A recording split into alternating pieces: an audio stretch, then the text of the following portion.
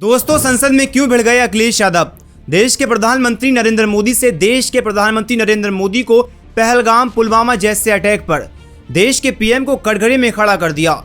Monsoon सत्र शुरू हुआ है और विपक्ष लगातार देश के पीएम से सवाल कर रहा है, आखिर इतनी बड़ी चूक कैसे हुई। लगातार सवाल किया जा रहा है। इस बीच उत्तर प्रदेश के पूर्व सीएम अखिलेश यादव के तीखे अंदाज में अखिलेश यादव ने अपने सवाल संसद में कर दिए। इसके बाद पूरा संसद हिल गया और संसद के सारे नेताओं ने अखिलेश यादव की तरफ देखना शुरू कर दिया। अखिलेश यादव की इस 36 मिनट के वीडियो में मैं आपके लिए कुछ ऐसी बातें लेकर आए हूं जो अखिलेश यादव ने कही और सरकार से सवाल पूछे और सरकार की सारी पोल खोली। पाकिस्तान से लेकर चीन तक सब पर अखिलेश यादव ने बात की और सरकार से सवाल किया। आइए मैं आपको बताता हूं सारी इन्फॉर्मेशन। लगातार देश के प्रधानमंत्री नरेंद्र मोदी पर विपक्ष सवाल कर रहा है। सवाल ऐसे हो रहे हैं जिसे सुनकर सत्ता में बैठी मोदी सरकार पूरी तरीके से छटपटा रही है। अखिलेश यादव ने अपनी स्पीच और शायरी से शुरू की। ये शेर शायरी भाजपा के लिए थी। शेर शायरी में अखिलेश यादव बोलते हैं, मैं दुनिया को मनाने में लगा हूँ, मेरा घर मुझसे रूठा जा रहा है। पास में बैठे अखिलेश यादव के सांसद अयोध्या से मेज को थपथपाते हैं और तारीफ करते हैं। पीछे बैठी डिम्पल यादव और चारों तरफ भाजपा के सांसद बैठे थे। अखिलेश यादव की ये लाइन सीधे देश के पीएम और भाजपा पर अटैक के तौर पर थी। सरकार से सवाल था कि आखिर दुनिया को मनाने में देश के प्रधानमंत्री और भाजपा लगी है, लेकिन देश कहां जा रहा है इस पर कोई भी चर्चा नहीं है।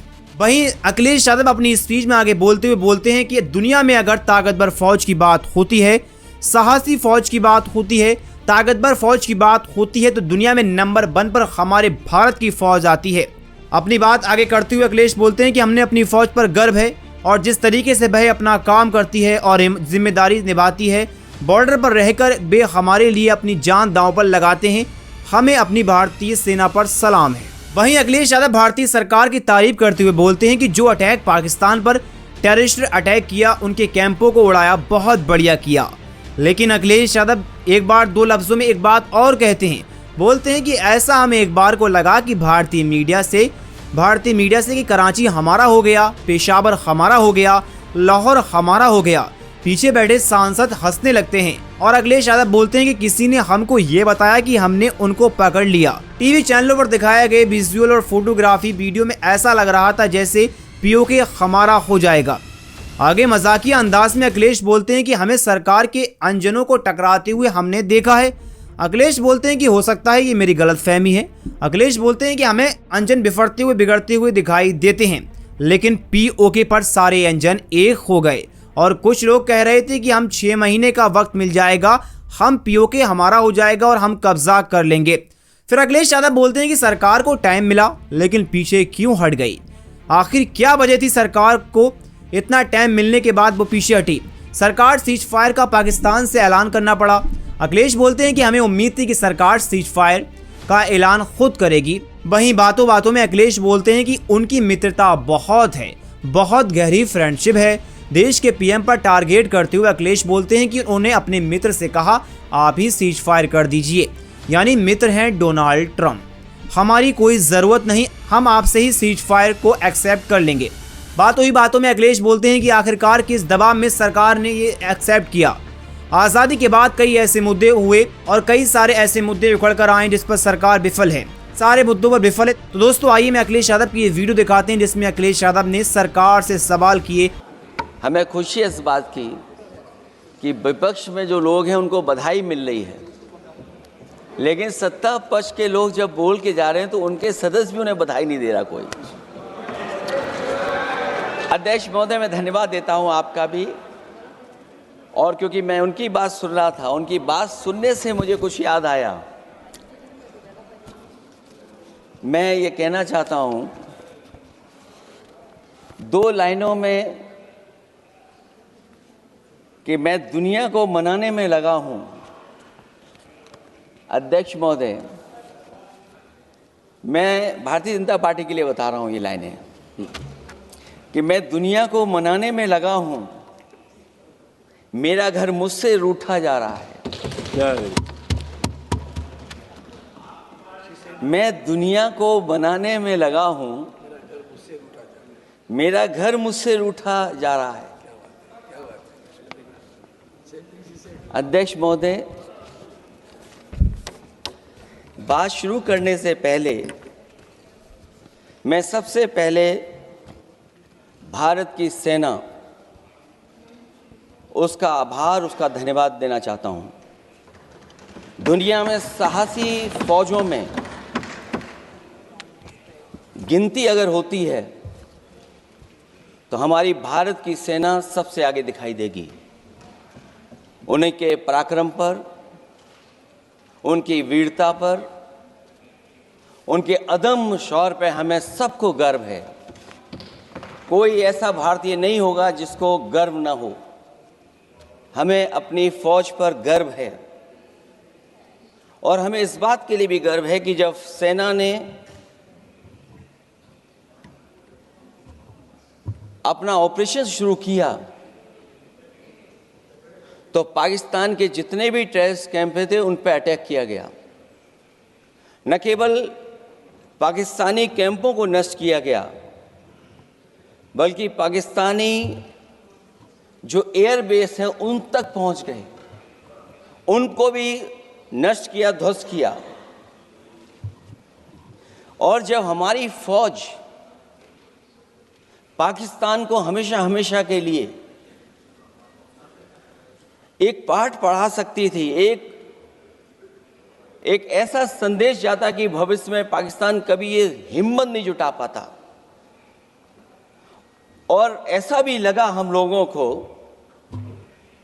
क्योंकि अध्यक्ष महोदय, जब हम बड़े बड़े राष्ट्रीय चैनलों को देखते हैं तो उन चैनलों से ये लग रहा था कि कराची हमारा हो गया है, लाहौर हमारा हो गया है। किसी चैनल ने किसी को ये भी बताया कि हमने उनको पकड़ भी लिया है। जो कमेंट्री, जो विजुअल्स थे, वो ऐसा लग रहा था कि अध्यक्ष महोदय अब पीओके हमारा हो जाएगा। हालांकि सरकार के इंजनों को मैं टकराता हुआ देखता हूं। हो सकता है ये मेरा भ्रम हो, लेकिन पीओके के मामले में सभी इंजन हमें एक दिखाई देते हैं। और जहां पीओके पे पहुंचने तक की बात थी, कुछ लोग तो पीओके पर ये कह रहे थे कि हमारा कब्जा हो जाएगा, 6 महीने का केवल हमें मौका मिल जाए। ये अफसर सरकार आखिरकार पीछे कैसे हट गई और क्या कारण था कि सरकार को सीज फायर का ऐलान करना पड़ा? अध्यक्ष महोदय, हमें उम्मीद थी कि सरकार सीज फायर करेगी, सरकार ऐलान करेगी, लेकिन इनकी मित्रता बहुत है, बहुत गहरी मित्रता है। और उसका परिणाम ये है कि इन्होंने अपने मित्र से ही कहा कि आप ही सीज फायर अनाउंस कर दीजिए, हमारी कोई ज़रूरत नहीं है, हम सीज फायर आपसे ही स्वीकार कर लेंगे। आखिरकार किस दबाव में ये सरकार स्वीकार कर रही है? वैसे तो अध्यक्ष महोदय, आज जिस विषय पर बोलने के लिए मैं खड़ा हुआ हूं, दरअसल वो विषय होना ही नहीं चाहिए था। ये दुर्भाग्यपूर्ण है कि आज़ादी के इतने साल बाद भी ऐसे मुद्दे बने हुए हैं। ये बात अध्यक्ष महोदय पक्ष विपक्ष की नहीं है, देश की सुरक्षा की है, जनता के जीवन और रक्षा की है। हम सब मिलकर के कोई ऐसी नीति रणनीति बनाते क्यों नहीं है जिससे सीमाएं हमेशा हमेशा शांत रहें। लेकिन पहलगांव की घटना ने साबित कर दिया है कि लापरवाही देशवासियों की जान ले सकती है।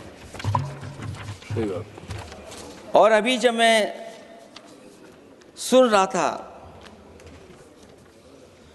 और बहुत ही उत्तेजित भाषा में जब जवाब मिल रहा था,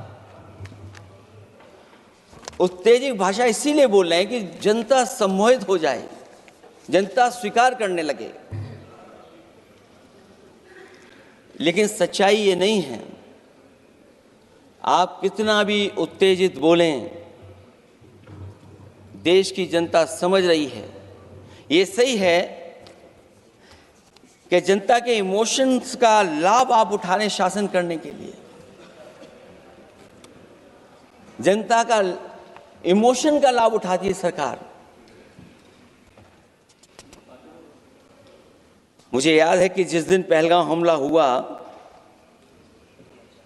उस दिन वहां का हर पर्यटक पूछ रहा था, जो पर्यटक पूछ रहे थे कि खतरों के बीच मेरी रक्षा करने वाला कोई वहां क्यों नहीं था। आखिरकार ये सबके मन में सवाल यही है कि जिस समय घटना हुई आखिरकार उन्हें बचाने वाला कोई क्यों नहीं था। और जो सरकार ये दावा करती है 370 के बाद ये कहा सरकार ने कि भविष्य में कोई आतंकवादी घटना नहीं होगी, वहां टूरिज्म बढ़ेगा। जितने लोग वहां गए वो सरकार के भरोसे पे गए थे, वो सरकार के आश्वासन पे गए थे। और आखिरकार सिक्योरिटी लैब्स की जिम्मेदारी कौन लेगा? अध्यक्ष महोदय, सबसे बड़ा सवाल यही है कि सिक्योरिटी लैब्स का रिस्पॉन्सिबल कौन होगा, वो जिम्मेदारी कौन लेगा? और ये जो पहलगांव की घटना हमारे इंटेलिजेंस फेलियर की वजह से है। उन्हें मैदान को खुला छोड़ दिया। वो सरकार जानती होगी कि कितना समय लगा होगा फोर्सेस को आने में। आखिरकार वो जिम्मेदारी किसकी है? और फिर सरकार को ये जरूर बताना चाहिए कि सरकार क्या क्या कदम उठा रही है कि भविष्य में ऐसी घटना ना हो। क्योंकि पहलगांव से पहले पुलवामा भी हुई और पुलवामा में भी यही बात रखी गई थी कि इंटेलिजेंस फेलियर है। उस समय भी किसकी जिम्मेदारी थी इंटेलिजेंस फेलियर की? किसी को नहीं पता। और अगर इंटेलिजेंस फेलियर पहले था तो पहलगांव में भी वही इंटेलिजेंस फेलियर हम लोगों को और पूरी देश की जनता जानती है आखिरकार जिम्मेदारी किसकी बनती है। जो लोग बड़ी बड़ी बातें कर करके चले गए, कम से कम देश के सामने एक सबसे महत्वपूर्ण सवाल, उसका जवाब सरकार की तरफ से आना चाहिए। क्योंकि हमारी सीमा पर जो सुरक्षा है, जो रक्षा करने वाले हमारे सेना के लोग हैं, वो हमारी सीमाएं सुरक्षित रखते हैं। लेकिन हमारे भारत का क्षेत्रफल क्या है? और सरकार को कम से कम ये जानकारी देनी चाहिए सदन को, देश की जनता को, कि जिस समय सरकार में ये भारतीय जनता पार्टी आई है और आज जब हम सदन में चर्चा कर रहे हैं तो हमारे भारत का क्षेत्रफल क्या है? कम से कम क्षेत्रफल पता होना चाहिए। क्योंकि जब हम सवाल पूछते हैं और जो सवाल पर्यटक पूछ रहे थे कि कुछ ऐसे लोगों को सरकार की ओर से चारों तरफ से चाक चौबंद सुरक्षा घेरा क्यों दिया जाता है, वो जो बाद में ठग साबित होते हैं, जो हमारी रक्षा क्यों नहीं की गई?